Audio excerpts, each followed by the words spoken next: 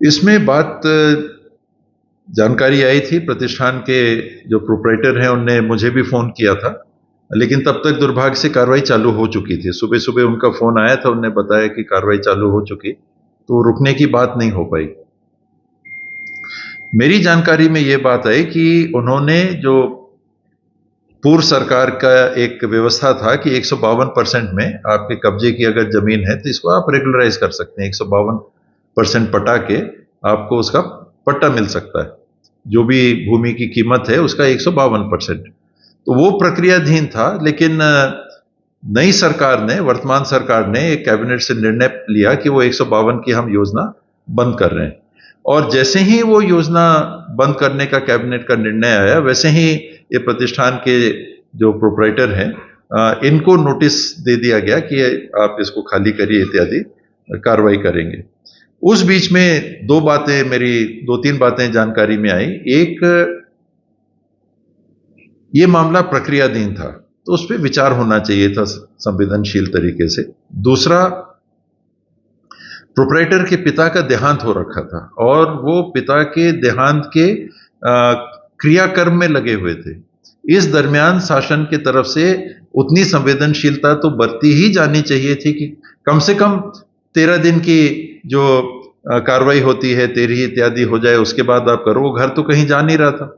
अगर आप 26 तारीख को तोड़ रहे हैं तो आप 2 तारीख को भी तोड़ सकते थे, अगर तोड़ने की ही बात। तीसरा कि अगर आपने किसी के ऊपर इस बाबत कार्रवाई की कि उन्होंने सरकारी जमीन पे कब्जा कर रखा है, तो अगल बगल भी लोग थे जिनने सरकारी जमीन पे कब्जा कर रखा है, तो उन्हीं का क्यों तोड़ा गया? तो जो कमियां हैं वो यही है। एक, प्रक्रिया चल रही थी तो उनको अवसर दिया जाना था पट्टा देने का, नहीं है, आपने नोटिस दिया, मान लीजिए तोड़ना ही था, तो जब पिता की मृत्यु हुई है और उन्होंने जवाब में भी दिया कि पिता की मृत्यु के उपरांत जो दशकर्म इत्यादि हैं, तेरी की जो प्रक्रियाएं रहती हैं, धार्मिक व्यवस्थाएं रहती हैं, उसमें वो हैं, उतना समय उनको देना ही चाहिए था। और तीसरा कि एक व्यक्ति का क्यों तोड़ना? कब्जा तो बहुत लोगों का है। तो अगर आपको लगता है, इस सरकार को लगता है, शासन को और प्रशासन को लगता है सरकारी कब्जे की जितनी जमीन है, अब तो 152% का चला गया, नियम हटा दिया, कैबिनेट ने निर्णय ले लिया, तो पूरे शहर में सबका तोड़िए, वरना फिर ऐसा रास्ता निकालिए कि व्यवस्था बनी रहे। एक आदमी पे क्यों? तो उससे ये बात स्पष्ट होती है कि बात और कुछ है। ये नहीं है कि किसी का कब्जा है और आपने कब्जा हटा दिया। न लगती है कार्रवाई। आप देख लें कि जैसे ही कैबिनेट का निर्णय आता है, 3 दिन बाद तोड़ दिया जाता है या 5 दिन बाद तोड़ दिया जाता है नोटिस। नहीं, ऐसा तो नहीं हो सकता। जो 152 हटाया गया वो तो पूरे प्रदेश के लिए हटा दिया।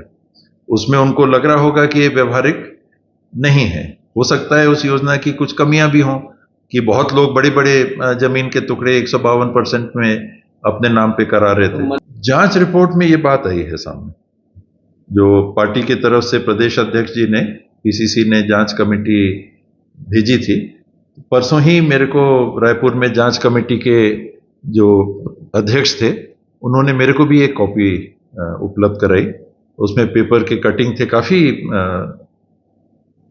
मोटी कार्रवाई के अंश उन्होंने मुझे दिए। तो उसमें ऐसी बातें हैं, ये जांच का विषय है, ऐसा नहीं होना चाहिए। बदले की भावना से नागरिक के ऊपर कार्रवाई किसी भी सरकार को नहीं करनी चाहिए।